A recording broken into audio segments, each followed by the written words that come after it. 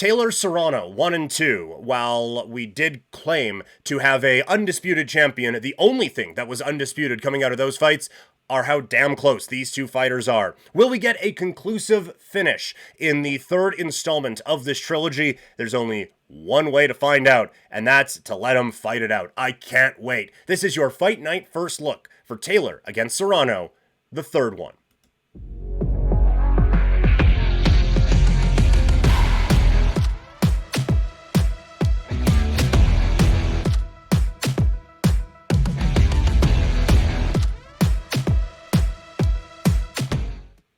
Katie Taylor, Amanda Serrano have very much guaranteed that their names will be etched in history forever.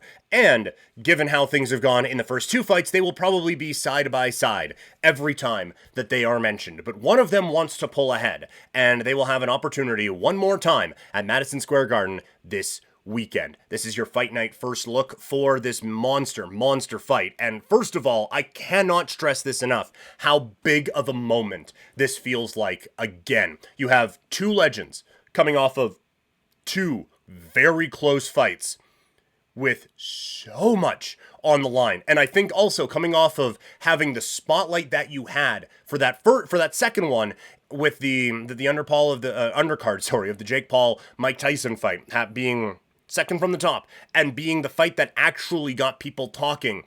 That is such a massive moment to now build this up. And so again, now it is the main event at Madison Square Garden. It's going to be amazing. And what's kind of cool about it, they were the first, right? Like they were the first main card or first main event, of a Madison Square Garden fight night that was a female fight. Now, it's another main event for these two. It's just what they do. They main event Madison Square Garden. It's just normal now. It's so cool to see that. And so the biggest story, I think, going into this one, is this going to be decisive this time? Both fights, very highly debated, both of them going Taylor's way. Serrano, in a lot of cases, the fighter who loses both probably wouldn't get a third fight coming out of this one. But I do think when you see how close it was and how many people are saying that she actually won the first two fights on this, I think it's a no-brainer that she deserves a third one in this spot, just given all the circumstances and given everything going on with this. And obviously the momentum behind it. Like it is not just based off of resume or who is deserving of a title shot. She is that, but there is a little bit of the financial aspect of this as well. They had a monumental fight on Netflix. Now they're back on Netflix, and this is a chance to really build off of that. So a very, very important fight for these two. For Taylor, it's a chance to put a lot of the concerns to bed. Regardless of what you think of the first two, the conversation switches, I think, probably pretty quickly if she wins this one. Like, it does kind of feel like it's like an old wrestling match where you have all the belts kind of hanging over the ring, and the ladder match, right? You climb up and you get all the belts. That's what this feels like, is that, I mean, like you literally do get all the belts, undisputed lightweight championship, but you get to climb up, if you win this one decisively, you get to climb up and grab all three wins down at the same time. It kind of feels like, right? Like it feels like this is a fight for not just one win, but for three for Katie Taylor, which she would probably tell you is unfair because she has won the first two. She has that green mark on her boxing rec for forever that she beat Amanda Serrano twice. And obviously that this is a highly decorated fighter, and we are talking about the two best of all time. But that is not good enough for them. For this level of competition, they want to be the best. And the first two fights, while there has been a winner and has been a loser, has not felt satisfactory for deciding who is the best. Which, again, it sucks for Taylor because she gets the win in both. And in almost every other circumstance in combat sports history, if you have the top two fighters, maybe of all time, going head-to-head, and one wins two of them, there's no contest. There's no discussion. We're not like... Think about how the conversation maybe shifts around Canelo and Gennady Golovkin if Gennady maybe gets one of them. And you could have a lot of talk about, well, maybe he should have, but the other one he really didn't. And that just kind of, the other one, Gennady probably won that one, but Canelo gets them both. That is what is kind of on the line here for Taylor. If she can go out and really make a stamp on this one, then it kind of puts the memory of the third one away, where it's, okay, well, maybe Serrano did win that, but they were close enough, and then Taylor really took the third one. So she gets all three, and it works. That's kind of what is on the line here. For Serrano, it is a chance to finally get that massive win. And she has had an unbelievable career. Again, one of the GOATs in women's boxing and just boxing in general. In the history of people punching each other in the head, she's one of the best to ever do it. But it just feels like this is the last missing piece of an incredible resume, of an incredible legacy to get to this point.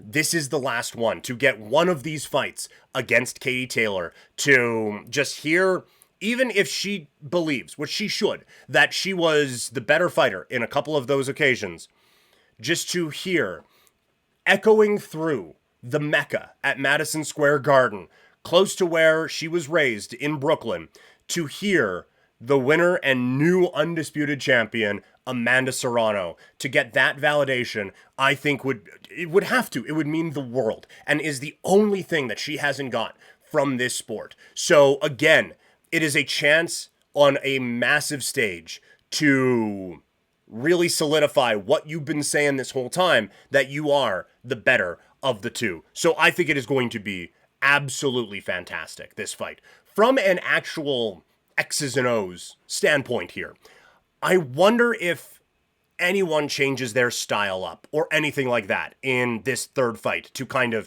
steal the overused MMA term, take it out of the hands of the judges.